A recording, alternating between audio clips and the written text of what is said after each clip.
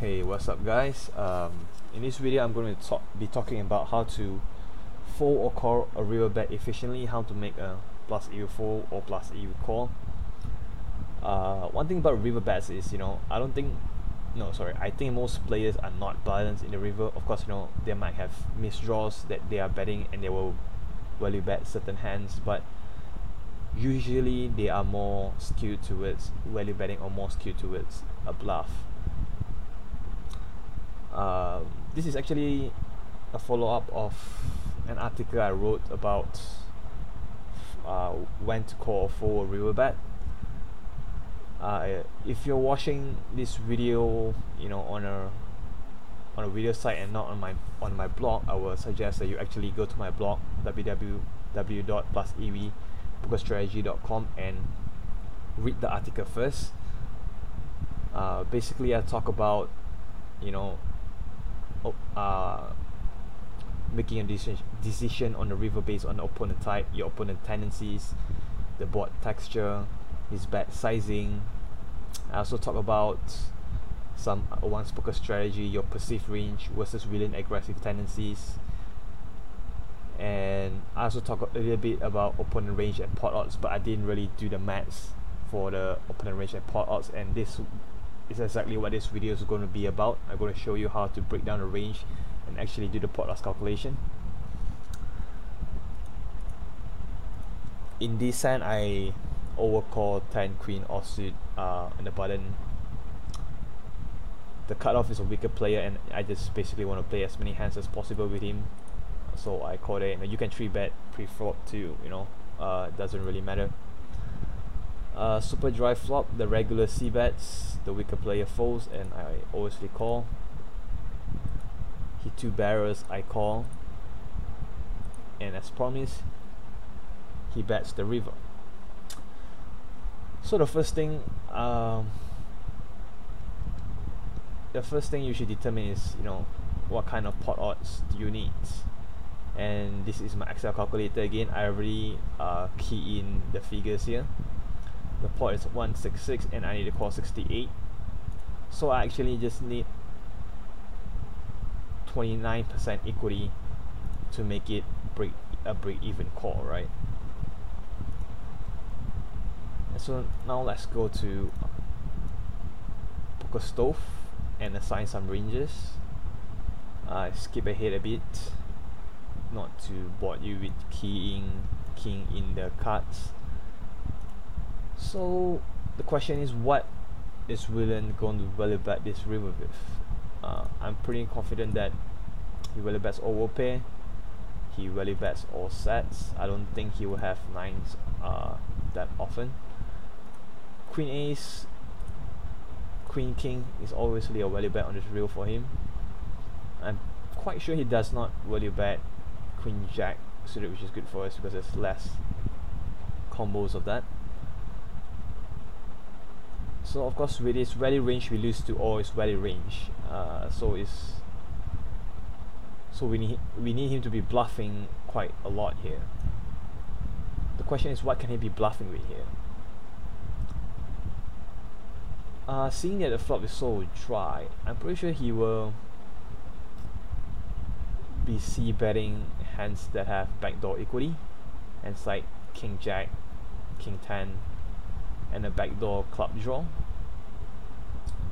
I think he could have like around maybe 8 backdoor club draws, just based on how many ace x clubs there is. He might bet ace deuce of clubs, ace 3 of clubs, and if he bets those hands, he definitely will barrel the turn. Let's give him 9 combos of ace x clubs that miss and bluffs the river. So as you can see here that we are getting 31.37%, which is actually enough to make the call. This is basically just based on the opponent range, pot odds, his bet sizing is just, it seems like a normal bet size which he would do with his whole range. Given a board texture, what bluffs he can have, and this is the result we come up with. But this is not the whole story. You need to know what's your opponent's tendencies. He's aggressive regular, but I don't think he will bluff every single misdraws he have on this river, because it's like a total blind. So what I would say is that he probably only bluff half of his combos. There's like 8 combos here and 9 combos here of bluff, so I'll take away 8 combos of bluff, and suddenly we don't have enough equity to call here. So that's actually the real problem with playing a hand like Queen 10 offsuit. Even in position, we cannot call 3 barrels even when we hit top pair. But the only reason I'm in the hand is because of the weaker player. And I fold, which I think is a good fold versus this particular player. And when talking about opponent tendencies, I talk a lot about you have to keep having reads, and when you have a read on your opponent, especially when you see a showdown, you have to record it. And this particular opponent, I've recorded that he does not 3-barrel a misdraw. At least he didn't 3-barrel a misdraw like 2 or 3 times, and so that's definitely make it lean towards a fold more than a call, obviously. Alright, this is the second hand.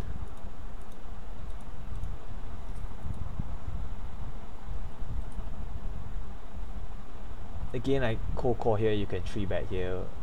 Depend on your dynamics with your opponent. I'm pretty deep here, and there's a pretty weak opponent here with 75 big blinds, so I decided to call, which I think is better actually, with pocket 8s.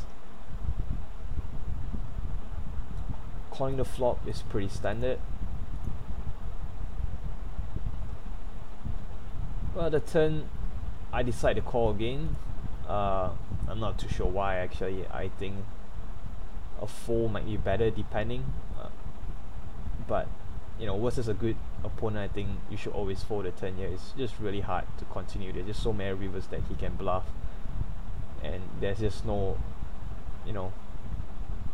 there's really only 2 outs for you to improve, and one of them is actually a club. So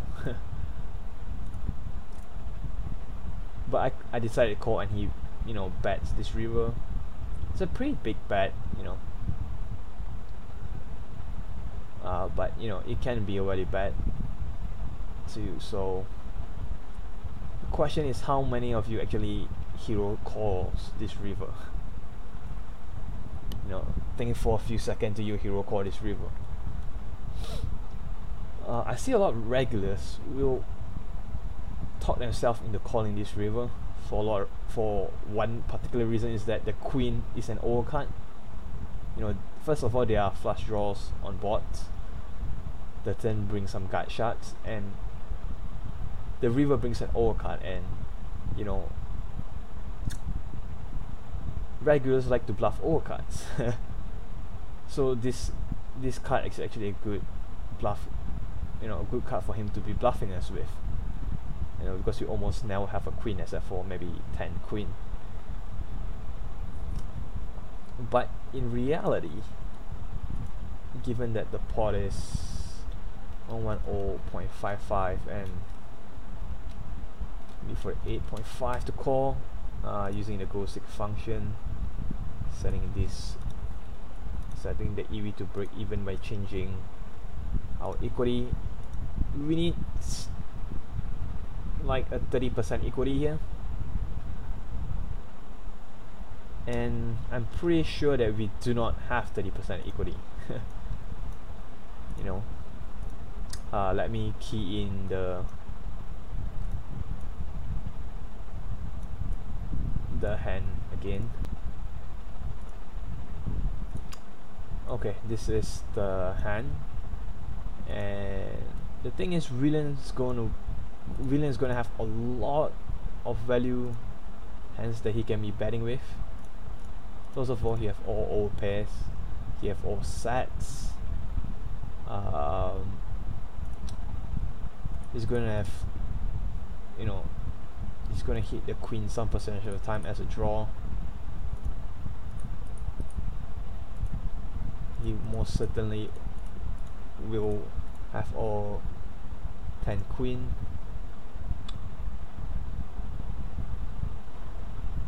and okay, let's see how many misdraws he could have.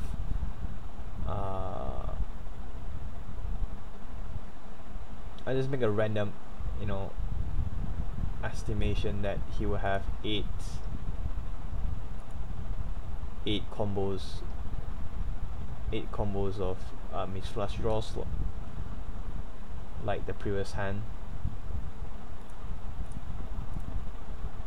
And you can see that, you know, we are like way behind his range, you know, with 8 combos of mixed flush draws. Even if we increase, well, let's increase to 12 combos of mixed flush draws, and we still have not enough equity. You know, and if we add another 4 combos of mixed flush draws with 16 combos, and we're still not enough equity, and that's assuming that he doesn't bet ace 10 and ace king, which he probably would bet ace 10 and ace king if he's a good player. And if he does bet ace 10 and ace king, we are just like, you know, we are just like toast like forever. There's just no way we can call here. So obviously I fold. But I think the bigger mistake in this hand is not, you know, it's not at the river but at the turn. I should just have folded the turn to avoid, you know, making like a ridiculous decision in the river. You know, there's just too many cards in the river that help him, and there's just nothing much I can do about it. So I actually like folding the turn, but as played, it's a river fold. Going to the third hand, I have king queen. In this hand I have, you know, a rather stronger hand strength compared to the last 2 hands. The preferred raiser C bets, I call with top pair, I hit 2 pair, I check call. The river brings the 7, I check and he bets. You know, at first glance it might seem like a very easy call because we have top 2 pair, but it's actually not as easy as you think. From the calculator we can see that we need 26.8% equity to be calling this for a break-even call. You know, give me 1 second to key in the board. Okay, let's see what villain can be value betting this river with. He will be value betting with, you know, any nutted hand, which includes a straight and aces, kings, queen, jack, sevens. I think he bets aces in this river, but I'm not too sure whether he bets aces on the turn, seeing that I tend to pay a lot. But I do think he bets aces on the river,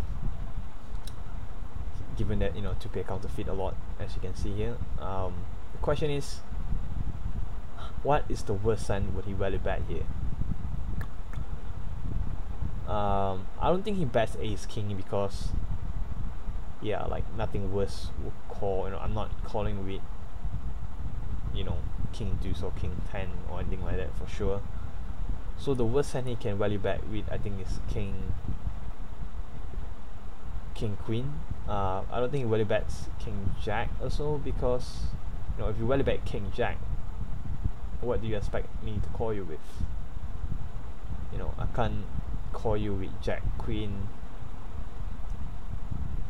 You know, yeah.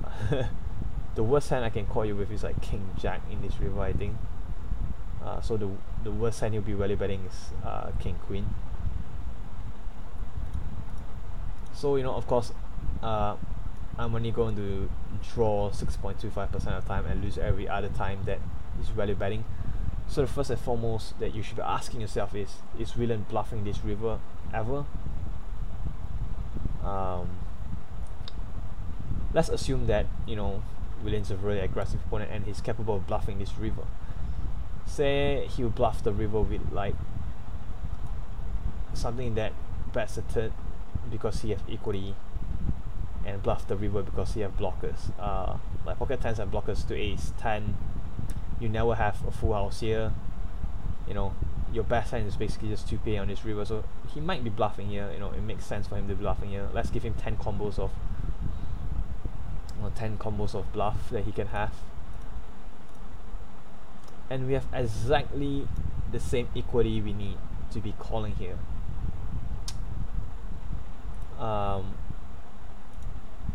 But you know, during in-game I decided that Willian is actually not capable of bluffing that often, especially not that small of a bet into a $70 pot, just $40.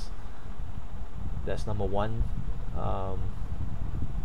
Yeah, this his bet sizing is pretty small, so I don't think he's bluffing that often. And secondly, in our analysis, I did not include 10-9, which is the lowest straight. Assuming he can have 10-9, you know, all of a sudden we are like totally crushed here. So I actually think it's a fold on the river for that reason.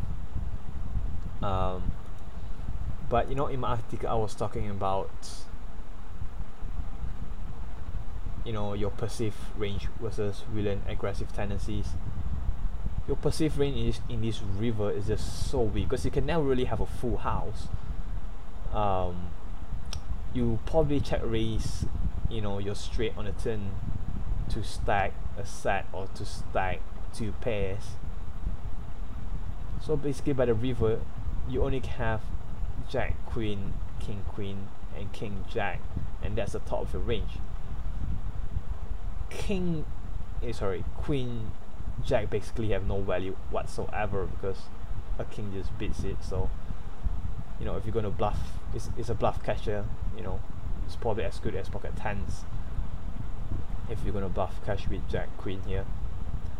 So you know, with that said, if the player is thinking on a very high level and he knows that, you know, you're capable of folding like a 2 pair here like I did, you know, it's a pretty good spot to bluff. But I just think that, you know, as I mentioned in the article itself, that in small stake, no limit, you know, players are just not capable of thinking at that level and not capable of bluffing this river that often. And I think the fold was actually good here, more often than not. Let's go on to the last hand. I flop top pair, I check call, I check call again, pretty small bet, and it's pretty weird if you see this play. He bets pretty small on the flop, bets pretty small on the turn too, you know, like $8 is not, you know, most people will bet $9 or $10 here for value. He bet $8 and all of a sudden he pots the river. You know, it's just, I don't know, I think his sizing and his timing is quite weird. But just let's see what kind of odds are we getting here. Oops, that's the wrong button.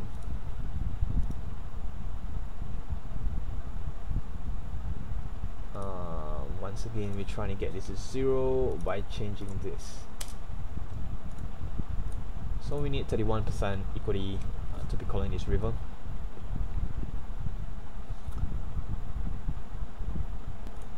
So now let's check his hand range. Like, give me a second to key in the cards. Okay. For what he could be value betting, I mean, he could be value betting any set, any overpay. Ace Jack, Ace King. I'm not too sure whether he bets Queen Jack. I assume he doesn't bet Queen Jack in this river because, you know, it's such a big bet. So I think he's a little bit more polarized to a very strong hand, and it's not going to be 14 value often at all. I think he's going to have a lot of backdoor flush draws and backdoor straight draws. You know, he could have easily have 16, you know, to 20 plus combos of like Queen 10 and 10 King and heart draws. Yeah, you know, he could have easily have 30 or combos of that. But the question is, how often do you think he's bluffing this reel? Because this reel is like you know, it came the worst, not the worst turn, but you know, it came a pretty blind turn and the worst river for him. He shouldn't expect us to be folding a jack here often at all.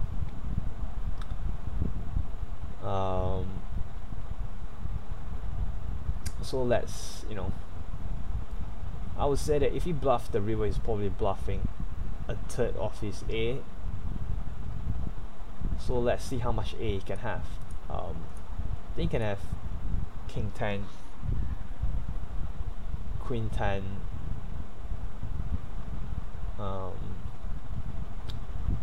you probably can have like another 8 random backdoor combos of hard draws. You know, provided I actually have 2 of them. Let's give him let's give him 8 combos of backdoor draws that he missed here. So in total, he actually have 16 times 2, 32, 40 combos of draws that he missed the river. And assuming he bluffed just a third of them, that's like around 13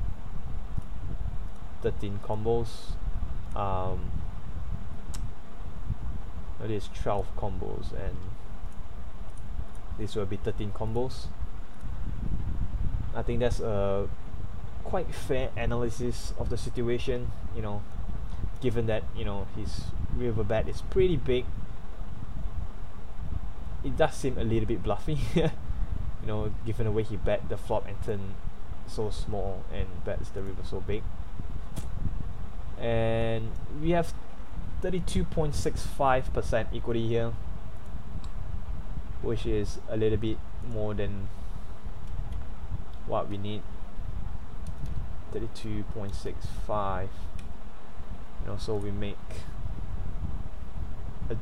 $1.30 every time we make this call, while risking $23.50. So, you know, probably not the best spot to call ever, but just given the analysis, I think it's a call. And I did call, but unfortunately he actually have Jack 9 suited here, which I find pretty weird that he bets so small on the flop and on the turn. Yeah, but I think it's an okay call. It's not a bad call or anything like that. And that's the 4 hands that I wanted to be talking about. I hope you enjoy it and learn something from it. Once again, if you are watching this from a video hosting site, please visit my poker blog. www.plus-pokerstrategy.com is in the description below.